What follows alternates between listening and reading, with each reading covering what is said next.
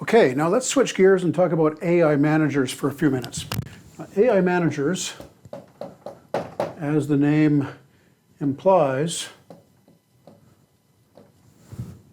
do and perform similar tasks that a human supervisor would perform: monitoring employees, assessing their performance, reviewing data, behavioral data and performance data, providing performance review functions, that type of thing.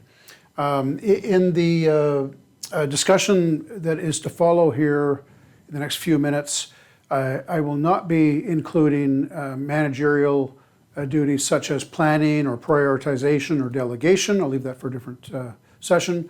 Right now it's just the kind of the frontline supervision type of duties that we'll be discussing. All right. So if you were to take the current state of technology, current AI management technology, and integrate it into an organization, what would happen?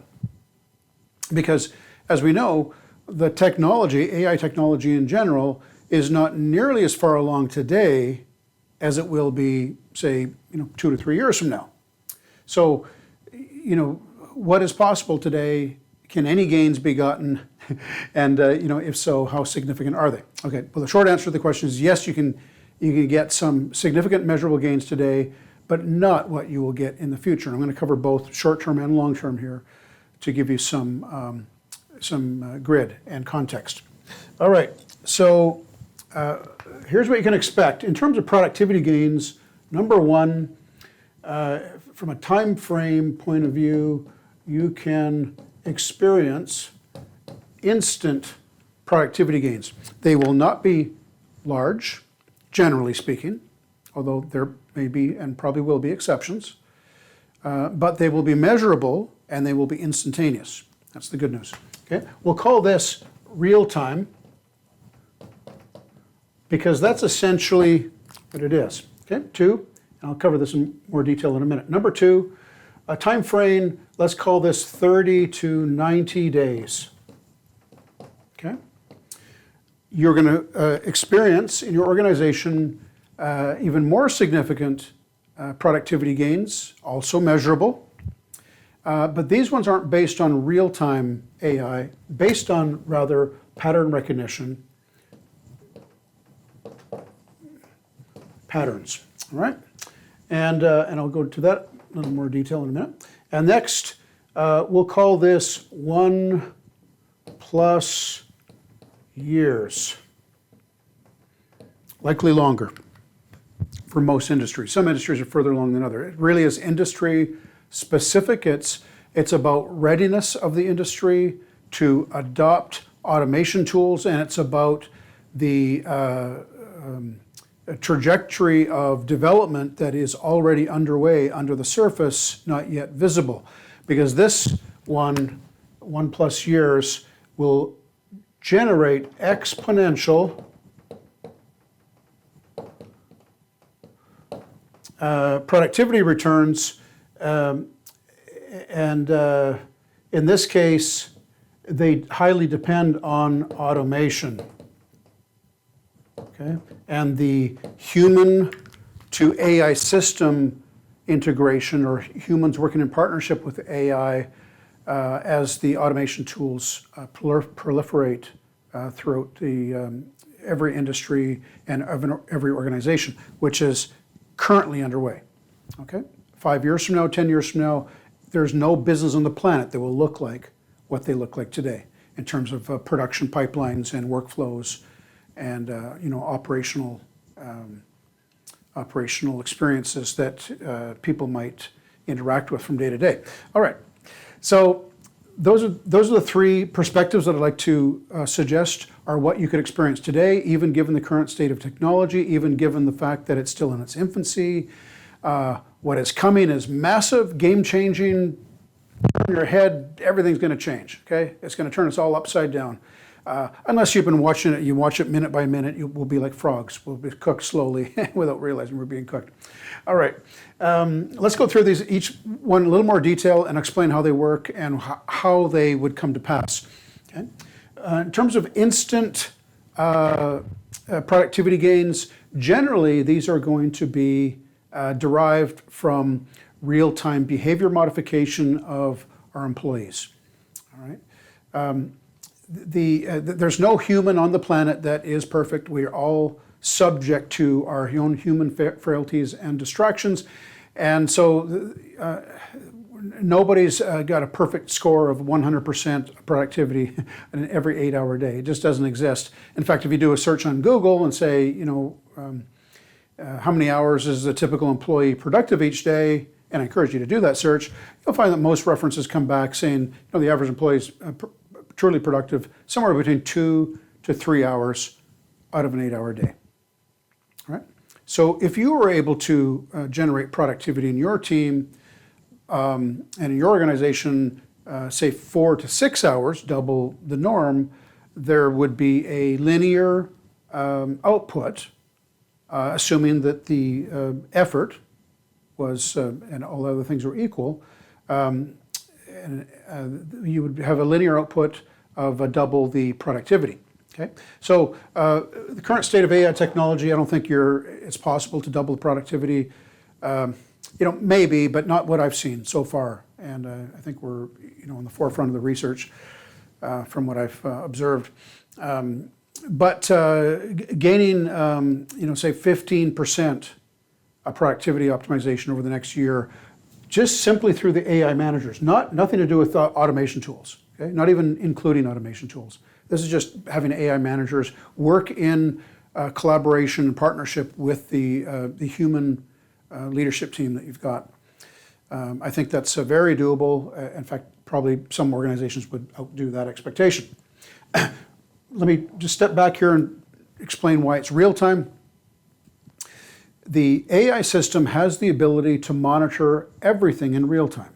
So once you've digitized your workflows, we've been discussing, AI depends on data, right? So you've got to digitize your workflows so that behavior goes through a computer, basically, and so that the data of the behavior can then be assessed by the AI, and then it can be, the optimizations can take place automatically.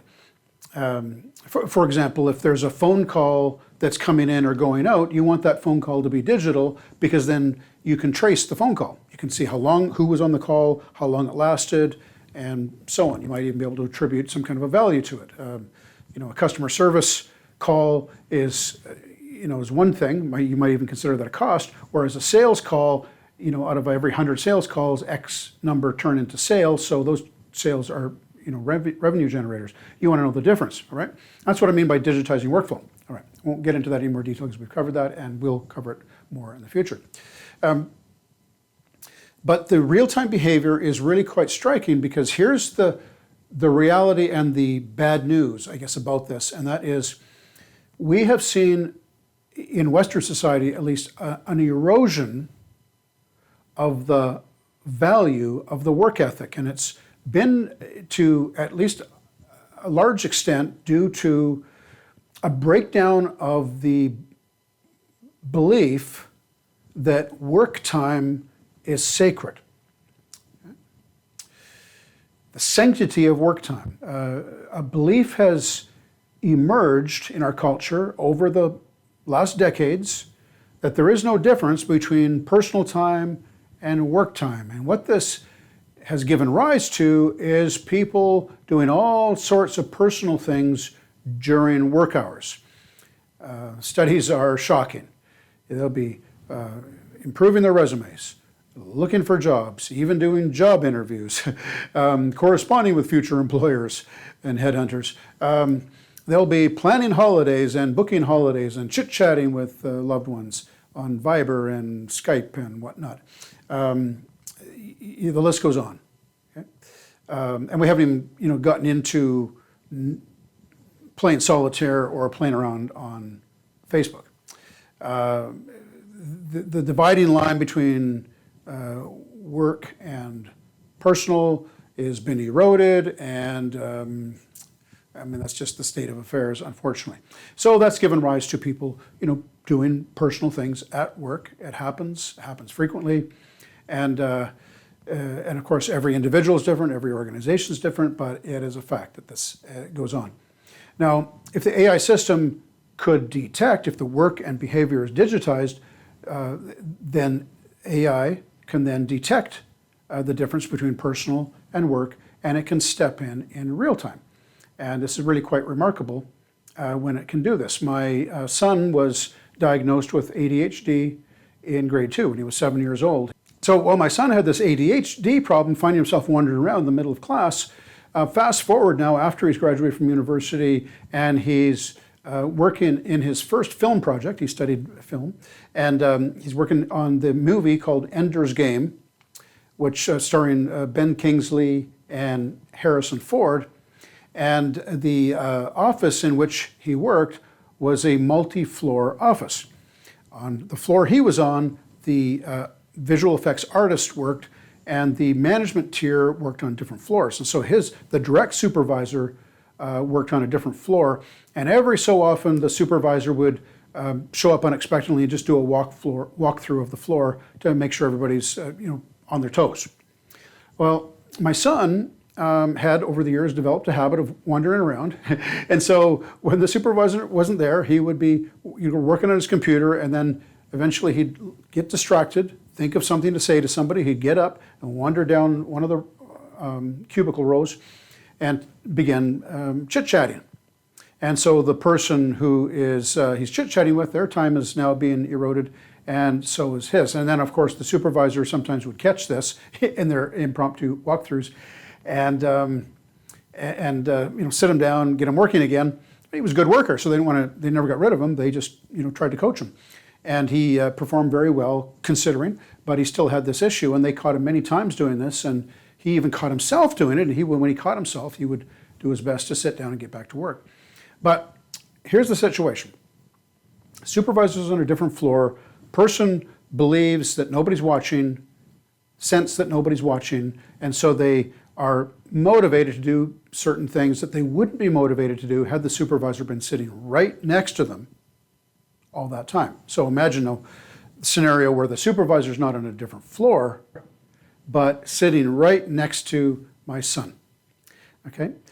How often do you think during the day my son would be incentivized to get up out of his chair and go wander around randomly talking to people?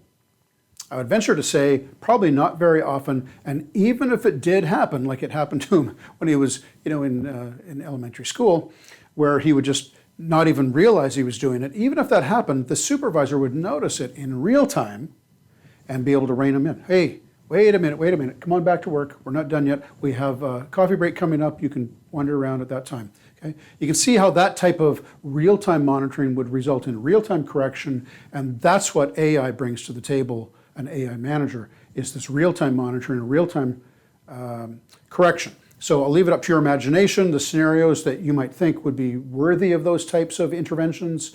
But in our experience now, using AI managers for, now it's been about, about 4 months where we've actually had them in production environments. 5 months, sorry. This is what we've seen, many use cases. And now we haven't even tackled most of the use cases that exist, but that's the process we're in right now, is scaling the use cases. And so anyway, the real time. So you get instant behavior change from real time monitoring, real time correction, and it has made a massive difference in the people who have experienced it so far. Now next, let's just move on and let's talk about the 30 to 90 day patterns. Okay, so this is not real time, this is based on historical data and the AI system sifting through it, looking for patterns that might be opportunities for productivity optimization. So this might be things like, say, well, we had this one girl who was, she would begin a task, and then she would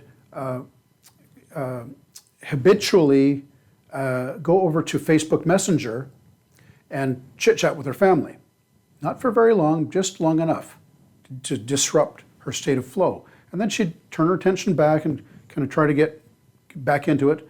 And then some minutes later, she would go back to Facebook Messenger. And this was happening over and over and over. Now, of course, if somebody had an emergency, you would expect them to be chatting with friends and family during that emergency. But this wasn't the case. And of course, if it happened once here or there, it really also probably would not be a big deal, right? And so you would let it go. But if a habit emerged, you would want to cover that, say, in your quarterly performance review. You would like to say, hey, listen, you've been doing a pretty darn good job here. We really like having you around. You're contributing a lot, but here are some areas of improvement. One thing we've noticed is, this habitual use of social media for chit-chatting with friends and family. And this is something that's really eroding your performance. And, if you were to get control of this particular habit, I can tell you that it might make a difference when, in the next performance review, when it comes time to evaluating you for a raise or a bonus or a promotion. And certainly, if anybody ever did have to get axed out of the company, we would of course look for people that didn't have those kind of habits. So your job is not in danger, but I'm just saying this so you understand the full context and the full impact of what it is you're doing to your own career here and your own opportunities. Okay, you get where this is going. So as a human manager would like to have that conversation, whenever the performance reviews took place. What the AI manager has the ability to do is to not wait for the performance review, but nip these individual bad habits in the bud really before they take root. Okay, and if they have taken root, it can work with the individual as the situation arises to help coach them out of the habit. And of course that can take many different forms, but this is precisely what happened with one of these employees. The AI system would recognize there was patterns, brought the patterns to the employee's attention, sat them down through a chat situation and said, hey, let's see how you can do better. And once the employee realized that they were being watched, number one, and two, that it wasn't going to be tolerated, they began to make changes. And do you know that that habit disappeared, and within 30 days, that girl's productivity more than doubled. So I mentioned you might get to 15% at the end of the year. That's probably a realistic expectation, but you're going to see pockets and exceptions here. And I mean, hey, listen, in the last several years, my son and I have hired and personally supervised over 2,000 people. And once you get into the thousands, you begin to recognize patterns in human behavior. And I can tell you that she was not an isolated case. Well, the Facebook Messenger happened to be the outlet in that instance. Most employees have some bad habits that are eroding the productivity and the profitability of the organization that they're working in. And so it's, I think it's, with how many businesses go broke, it's not fair for those businesses. It's really not fair, to put them at risk, the very future of the company at risk, never mind the future of the person's career and inside that organization, or perhaps even outside later if they move on without a good reference. So I think it's in everybody's interest. Think globally now. Companies in a given country are helping boost the economy of that country, and they're competing, globally even. And so, the rise and fall of nations partially depends on our productivity at the front lines. This girl was not an exception. She got turned around by the AI, and the alternative was simply to fire her. She had already had some human coaching prior to confrontations, not to the full extent that the AI system was able to do, because humans can't see it all these instances they can't see. So, they weren't able to be as consistent as the AI system was able to do. And anyway, instead of losing an employee, I can tell you that that girl is now still a happily employed employee of our company, and we didn't have to recruit anybody, we didn't have to train anybody. We turned her around, or rather the AI system turned her around, the AI manager. And I think that a lot of people could be in that boat. We may lose some people, okay, in the course of the transition, but if we design it well, if we manage it well, if we plan well, I think we can avoid any real shaking up of the system, and we can gently transition and gently change the culture to the point where people stay as happy or even happier than they've ever been. And I think that's got to be our goal. Anyway, back to the pattern recognition. So another example would be somebody that starts showing up late for work. They start to develop a bad habit of showing up late for work. And of course, you want to deal with this, you want to nip that type of thing in the bud right away. If you've got a brand new employee, the very first time they show up late for work, you need to pounce on that. And you need to say, listen, you know, it's our first you wouldn't pounce on it and accuse them of anything. You'd probably pounce on it and say, hey, you're late for work. Is everything okay? Right? Lead with empathy. And once they realize, and they say that, well, no, I had a really hard night. I had a hard time getting out of bed, and you've heard probably all the excuses. I certainly have. The company policy is that we show up on time, and there's for good reasons for that. It's necessary that we be predictable, or let's call it reliable. It's necessary that we're reliable because if we show up consistently late, we become unreliable and we become what? Untrustworthy. And we become untrustworthy, it impacts our career. So we want to be reliable. And if somebody were to show up late for the first time as a new employee, you'd pounce on it and you'd say, listen, it's company policy, after showing empathy. It's company policy, it's really important you're here on time, and I'm glad you understand that, let's move on. All right? And so you do that, you do it probably every time the new employee showed up for work late, assuming they did show up for work late. But a seasoned employee, you would not do it every time. You would use your judgment. Humans would use judgment. They would wait for patterns to emerge. For example, somebody shows up 5 minutes late, you're not going to jump on them, you're not going to confront them, generally speaking. Most managers wouldn't. Okay? But if the person's 5 minutes late every single day, or 15 minutes late every single day, or 30% of the time, or something that would be potentially perceived as disruptive and impacting the productivity of the organization, you would want to have that conversation. And AI has the ability to use the kind of judgment needed for veteran employees to intervene only when patterns are emerging, and you want to nip those bad habits in the bud, because if you can do that, you won't have bad habits going on for years. My uncle is a chartered accountant and had a mid-size accounting firm for decades before he retired. And in fact, I think he still dabbles today, but he's, for all intents and purposes, retired. He had a lady come into his office one time and said, listen, I don't want to be a tattletale, but one of the secretaries has been for years now taking an hour and a half for their lunch when they only have an hour. And I didn't know whether to say anything or not. I really feel bad even talking to you about this. My uncle said, don't worry about it. He said, let me take it from here. And my uncle just then started watching. It had escaped his notice. Okay? Your team gets big enough, you miss a lot of things. Doesn't matter how many supervisors you have. And so he just really began to pay attention, and after a while he saw the pattern himself, and he sat the secretary down and said, listen, I see a pattern here. This has been going on for a long time, and I hear through the grapevine this has been going on for years. And so I'm going to give you a choice. The choice is I can fire you today, right now, here on the spot, or we can agree to extract a little bit of money from your pay every paycheck until you've got the time that you stole paid back. And I'm sure you can guess what the secretary did. She quit or allowed herself to be fired on the spot. And that was the end of it. Now, the point is, why wait for 2 years, or heck, why wait for a quarterly review to handle things like that?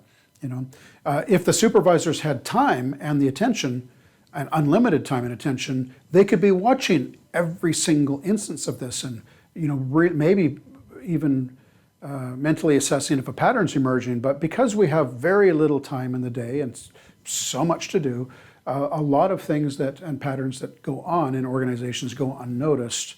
They go under the radar, right? And so AI has the ability to monitor these patterns and intervene after 3 days. You've been late 3 days in a row. It can intervene 2 weeks, every 2 weeks, every month. You give it the sensitivity of the thresholds, and it will follow that common sense guidance that you give it. If you say, don't be too aggressive, and that's really all you have to say. Don't be too aggressive, but also at the same time, don't let anybody develop any real serious bad habits. Okay? Confront them as needed. And so, all of a sudden the AI then has some latitude to use judgment. If a pattern begins to emerge, the AI system can intervene with the employee and say, let's say it's a pattern of being late. The AI system can say, hey, I see a pattern emerging here. You've been late 35% of the time in the last month or the last 2 weeks.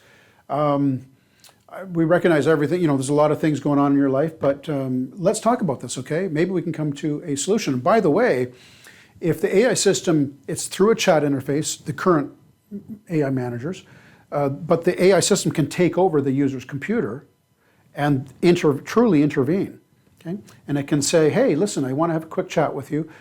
If now's not the best time, let's schedule a quick chat for later today or maybe tomorrow. Can we chat now? Or would you like to book it for later? And the AI system has the ability, if the user says, hey, I really don't have time and it's a real emergency, I've got to get on with it. The AI system will say, okay, good. Well, this afternoon or tomorrow? User says tomorrow. Good. Do you want to work in the morning or in the afternoon? What time? What's better for you? User says, let's do it in the morning. AI system says, good. I'm looking at your calendar. It looks like you've got some free time between 10 and 11. Would that work for you? User says, yes, that'll work just fine. AI system says, good, I'll book it into your calendar right now, and I'll put it in my calendar, and here's the link where we're going to be meeting tomorrow at 10 in the morning, okay? And I'll also send you a few reminders as the meeting is getting closer, just so we both make sure we're there on time. Sound good? User says, yep, that's great. Thanks very much. The conversation ends. The next morning, the conversation picks up where it left off. The AI system has full memory of what the issue is. And if previous conversations have happened on the same topic, the AI system can then bring up those conversations, say, listen, this is actually the third time we've talked about this in the last 3 months. Last time we talked, here's what we agreed. You were going to do, X, Y, Z, and it looks like that's not quite happening here, okay? All right, so that's where AI managers are at today, real time, and also pattern recognition for a little bit, as data collects. And then let's talk now about the third and most exciting outcome here of AI managers, and that is this exponential returns that are on the horizon. They're coming towards us like a freight train, and they're not going to happen on their own. There's going to be transition work that we must do as business managers to set the stage, to prepare, and then essentially get our hands dirty in this transition process. And one of them, as we've talked about before, is digitization of workflows, and then implementing these types of AI managers to do real-time and pattern recognition of behavior and performance and productivity. And then what's coming is these automation tools, which are very rare today, relatively speaking. Some organizations have more than others, but they're relatively rare. And if you don't have any automation tools in your organization now, you still are aware of the capability of ChatGPT and related services or products, for example, Jasper and whatnot, that can help you write articles. So you could spend, one of your employees could spend a minute crafting a prompt to generate an article, and then the AI system would then produce a 1,000-word article for you, probably that would take, we have a team of writers that work for us, and I can tell you that in the last year, our writing team has shrunk dramatically, not because the workload has shrunk, but because the productivity has just gone through the roof, okay?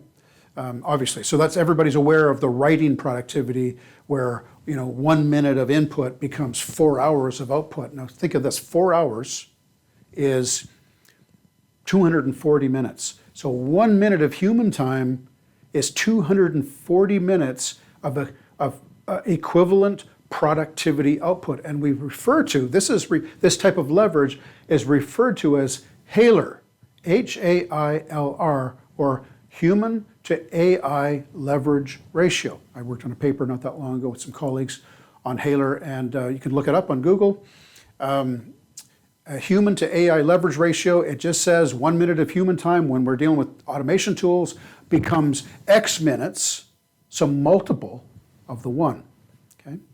And so tools today are anywhere from 100 to 1,000 times where the humans are at. And there's not many really efficient tools at the 1,000 level, but there's some. And they tend to be very small tasks. But certainly writing, that's a good one example we can talk about and everybody can relate to.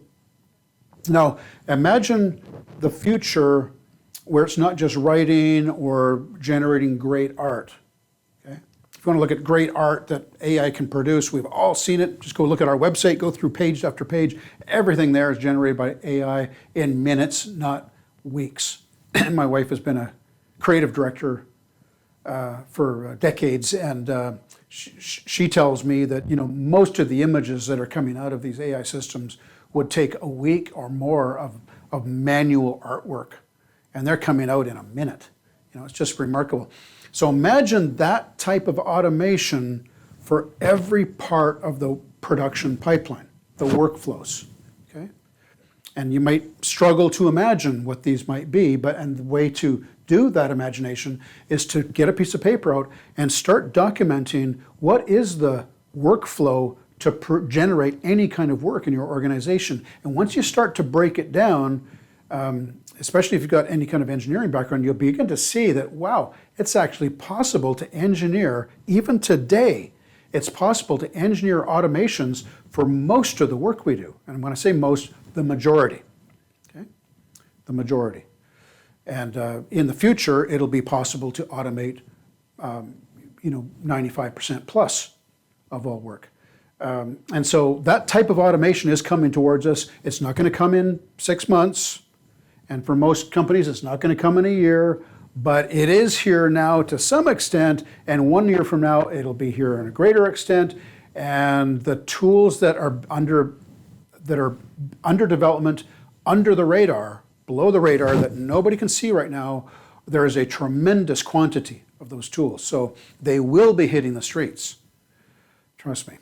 And in that case, if your competitors have adopted automation and you have not, you can only guess what's going to happen. Anyway, back to Haler, human to AI leverage ratio. The reason this is so important in the context of AI managers is because for every unproductive minute your AI managers rescue, what you've really done is rescued 100 to 200 to 1,000 minutes of human equivalent productive output.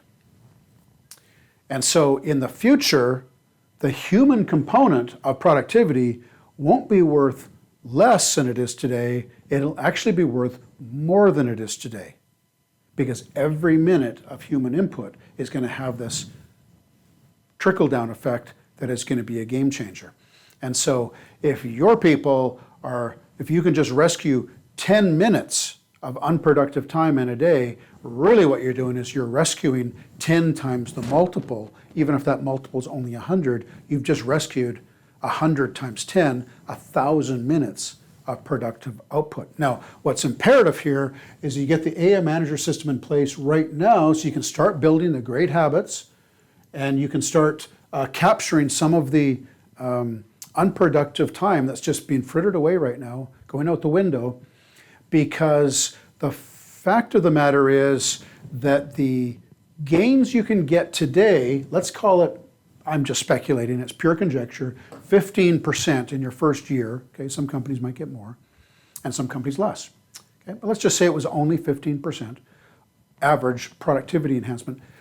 It's linear right now. In other words, in order to get 15% increase in productivity, you have to rescue 15% of the time that's being frittered away. Of the 2 to 3 hours of productive time, that's 5 to 6 unproductive hours. So you're going to have to rescue, some 15 minutes of the total, or 15% of the total, in order to get a 15%. It's linear, but in the future, it will not be linear. Okay, it'll be logarithmic, meaning that 1 minute saved is 100 minutes gained. And the reality is that it's foundational. So this year, you get to the point where your productivity is up by 15%. Next year, you build on that 15%, a combination of even better habits and better productivity, and the automation tools are then available to us. and you then take that 15% and you turn it into the 50%. And the year after that, you turn that 50% into 250%. And this is going to be built like this in layers. Okay? And so if you were to get started today, or let's just put it the opposite way, nobody likes loss, the competitor gets started today and gets a year ahead of you, they're only gaining 15% more in productivity, which may or may not enable them to reduce, they may not be motivated to reduce their prices to the extent that it makes any difference to you. But if they were able to get a 50% productivity gain in year 2 and you're still not in the game, that 50% increase in productivity gain most certainly would result in a price decrease on the consumer end, okay? On the buyer's end. And so the moment that happens, the game is over. Anybody that isn't at that level or close to it is now out of the game. It's going to take them so long to catch up that they will not be able to generate any business because nobody wants to pay double the price for the same thing, generally speaking. Am I right? So you want to get in there before that happens, before you're forced to kind of make changes. But here's the real crux of it, and that is if the competitor gets a year ahead of you and is now at 15%, and you started then today or a year later, and you got your 15% gain your first year, by the time you get to the end of your first year, they're at the end of their second year and they're at 50%. And at the end of their third year, they're at 250%, and at the end of you're now a year behind them. In your second year, you're only at 50%. So you see, you're now playing catch up, and you'll be playing catch up forever. And the curve might look steeper and go steeper and steeper. We don't know this today, how steep that curve will go, but it might go steeper and steeper as time goes on, meaning that you'll just simply never catch them, ever. And the corollary of that is true. They won't be able to catch you if you get started first. And there's an old proverb that says, when's the best time to plant a tree? The wise man says 20 years ago. And the wise man says, I might be getting the joke backwards, but the wise man says, well, when's the second best time to plant a tree? And the answer is today. And so, you want to plant now, or do you want to plant a year from now or 2 years from now? I'm suggesting that you need to do it now for all of the above reasons, not the very least of which is you're going to all of a sudden get the real-time and the pattern behavior optimizations very short term. And although they're not exponential, they could potentially be game-changing. And at the very least, you're learning, you put these technologies to work, and you're learning how to integrate them. You're learning how to make the organization work and flow. It's a well-oiled machine. And you're not going to be able to do that with experience. It doesn't matter what kind of consulting companies you got working with you. They're still going to be learning inside the organization. There is going to be mistakes. We are going to trip over ourselves. There's no way we won't. There's just too many new things that have been undiscovered that are taking place and that are being thrust upon us. And so it's best to get started. And even if we start small, it's best to get started now so that we can begin to learn. And we're ready to scale when the time comes. If we're ever forced to scale, we'll already be in a position to do that. All right? So in another session, we'll cover some of the other topics like AI managers at work, planning, prioritization, delegation, resource allocation, that type of thing. But I think for now, I really wanted this part of the talk just to only focus on the supervisory components of the AI managers and how they can help. All right, so let's leave it there and pick up the other topics in the next session.